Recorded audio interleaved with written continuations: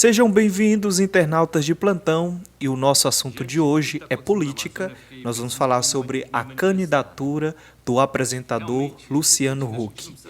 Luciano Huck será sim candidato a presidente da República nas eleições de 2022.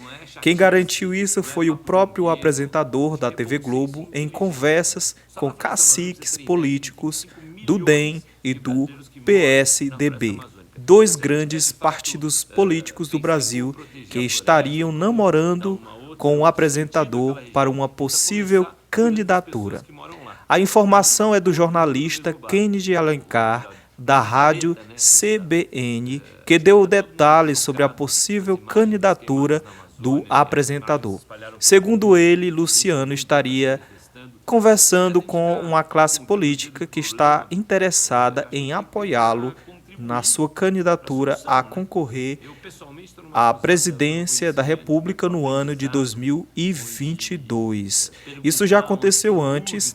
Luciano estava pensando, já havia ali um projeto para se candidatar a presidente no ano de 2018, só que isso não veio a acontecer. A notícia ainda deu conta de que Luciano ainda não está filiado a nenhum partido e que ele não deverá ser o nome do PSDB ou do DEM por meio de afiliação, mas que neste momento a intenção é de que o apresentador do Caldeirão do Huck se afilie ao Cidadania, antigo PPS, e que feche aliança com outras duas siglas, mas ele não tem aí nenhuma filiação do Luciano Huck com esses dois partidos políticos, nem o PSDB e nem o Democratas. Então, não está cogitado aí nenhuma possibilidade do Luciano Huck ser candidato por esses dois partidos aí, viu? Vale lembrar que Luciano chegou a cogitar, sinceramente, uma possibilidade de se lançar, como a gente disse, a ser candidato a presidente no ano de 2018, só que isso não aconteceu. Vale também lembrar que para o Luciano Huck ser candidato a seja prefeito, seja o que for, principalmente presidente da República, que é isso que ele quer ser no momento, Luciano tem que abrir mão do seu programa na Rede Globo. E já existe ali uma possibilidade dele deixar a apresentação do Caldeirão do Huck.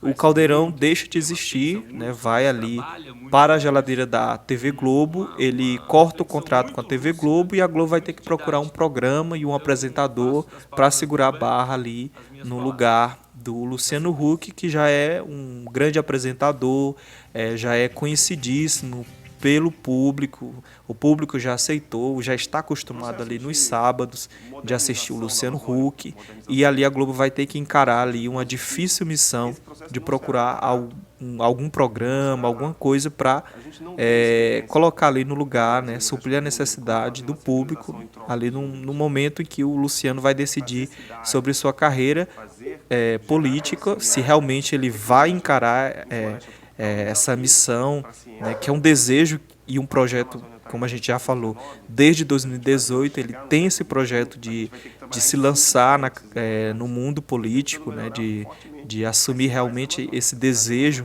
de ser presidente da República. E a gente tem esse vídeo que a gente conseguiu no Instagram do Luciano Huck, em que o apresentador ele fala sobre as queimadas na Amazônica, né?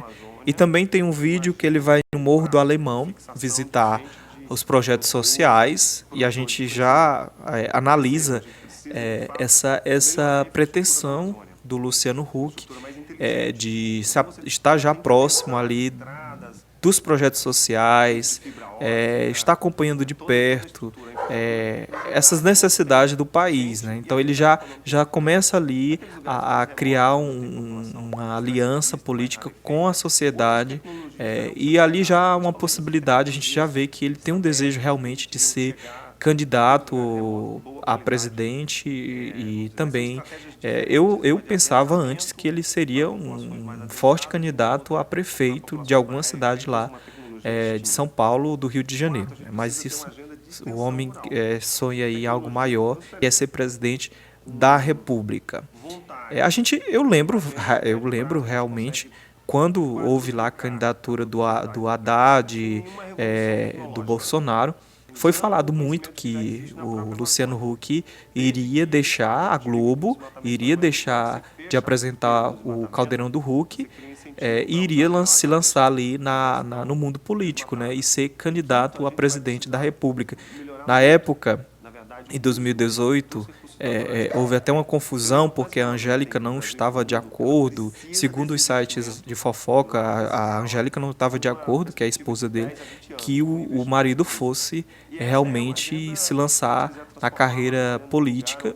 E isso, claro, né, vai mudar completamente a rotina da família, porque não é uma decisão somente dele, mas uma decisão também que deve ser tomada com a família, né? Também a gente conhece, quem já assiste o Luciano há muito tempo, conhece como é a vida do apresentador.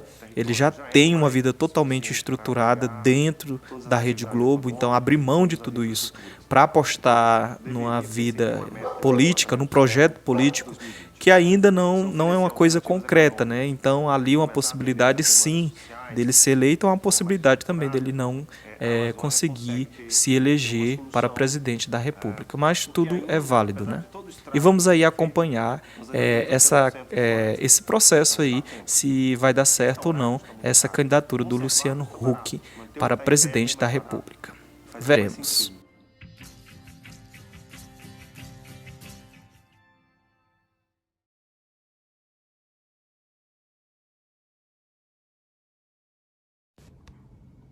Diante de tudo que está acontecendo na Amazônia, eu fiquei pensando como me manifestar, né? Eu acho que realmente, refletindo, acho que a gente não precisa ser ativista para entender que a ecologia é como tudo se conecta.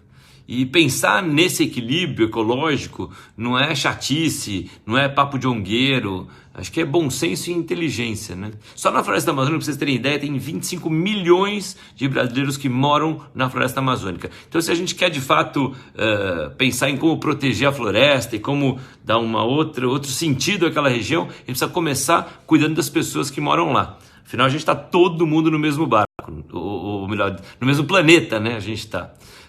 Acho que está todo mundo chocado com as imagens das queimadas na Amazônia, e as imagens se espalharam pelo mundo e gente do mundo inteiro está se manifestando, mas acho que, ao invés de a gente ficar apontando o dedo para o problema, eu acho que a gente tem que tentar contribuir para a solução, né? Eu pessoalmente estou numa cruzada pelo conhecimento, né, pelo aprendizado, onde perguntar, onde ter dúvidas é muito melhor do que ter certezas, né? E eu tenho perguntado e tentado me informar ao máximo sobre esse tema. Eu tenho uma verdadeira loucura pela Amazônia, eu gosto muito daquela região, já gravei muito naquela região, já estive lá com os OES, com a FUNAI, né? Já estive com a Marinha, já estive com o Exército, já estive gravando por conta própria, enfim, eu tenho uma relação muito próxima com a Amazônia. E acho possível, sim, a gente pensar num Brasil, num projeto para o Brasil, para a Amazônia, sem a exploração e o desmatamento ilegal do bioma brasileiro, né? Sem invasão de terras indígenas, sem invasão de unidades de conservação, sem invasão de propriedades rurais, sem negar a ciência. Eu acho que a gente não tem que brigar com ninguém de jeito nenhum. A gente tem sim que se organizar como sociedade civil, para de um lado, né, com uma mão a gente se defender de políticas equivocadas e com a outra mão propor soluções, né? Propor projetos, políticas públicas, enfim. Eu tenho cruzado com muita gente bacana, que conhece, que é interessada pelo tema, que é interessada em propor soluções possíveis, gente como a turma do Observatório do Clima, Amazon, a turma do CPI, né, que é o Climate Policy Initiatives, entre tantos outros. Então, nessa toada, eu vou compartilhar na sequência um vídeo do Beto Veríssimo, né, que é do Amazon, que conhece muito esse tema, pensa muito sobre isso, trabalha muito sobre isso, uma reflexão muito lúcida e muito didática. Então eu faço das palavras do Beto as minhas palavras, na sequência.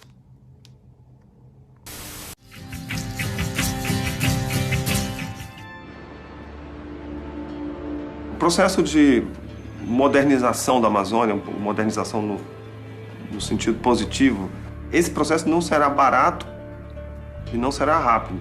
A gente não tem experiência no Brasil e no resto do mundo de como fazer uma civilização em trópicos úmidos. Fazer cidades, gerar conhecimento e tecnologia em floresta tropical é um desafio para a ciência e para a tecnologia. Parte da Amazônia está ainda no século XIX. Para a gente fazer ela chegar no século XXI, a gente vai ter que trabalhar em 5 frentes importantes.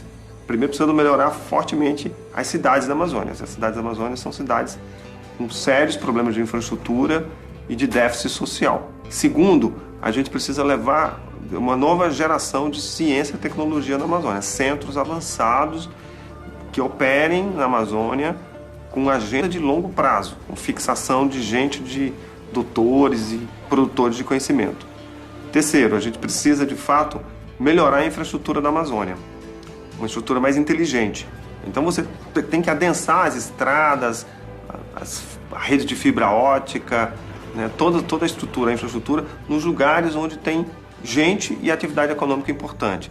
Naqueles lugares mais remotos, onde tem população extrativista, mais rarefeita, outras tecnologias terão que ser colocadas, principalmente essas tecnologias de satélite que permitiriam chegar naqueles lugares remotos, boa qualidade, vamos dizer, mas são estratégias diferentes, uma de adensamento para populações mais adensadas e uma outra para populações mais rarefeitas, uma tecnologia distinta. Quarto, a gente precisa ter uma agenda de extensão rural, de tecnologia de transferência, com vontade e uma agenda de médio prazo, a gente consegue quadruplicar a produtividade da pecuária, sem nenhuma revolução tecnológica aí, usando o conhecimento que já existe na própria Amazônia, desde que, de fato, a gente diga que o desmatamento não é mais possível. Na hora que você fecha a porteira do desmatamento, você cria um incentivo para usar melhor as áreas que já estão desmatadas. E quinto, a gente vai precisar melhorar muito, na verdade, o uso dos recursos naturais que a gente tem. Pela importância que a Amazônia tem para o Brasil e para o mundo, ela precisa desse investimento de larga escala, numa perspectiva de 10 a 20 anos, com investimentos robustos. E essa é uma agenda, se a gente quiser transformar a Amazônia num lugar onde vai ter boa qualidade de vida, uma economia vibrante, diversificada e, sobretudo, de baixo carbono, uma economia que não desmata, e que a gente queira ter aí 80% da Amazônia conservada, que é o entendimento de todo mundo de que o desmatamento, o teto dele deveria ser 20% do território. Já é mais do que suficiente para abrigar todas as atividades econômicas e todas as infraestruturas. E que a gente deveria perseguir uma meta de desmatamento zero em 2020. Você oferecer alternativas econômicas e começar a atender essas demandas sociais de forma mais estruturada, a Amazônia consegue ter uma solução, porque ainda, apesar de todo o estrago que já foi feito, nós ainda temos 80% de floresta. Então dá tempo. Porque restaurar custa muito caro. Conservar custa barato. Manter o que está em pé é bem mais barato. Faz muito mais sentido.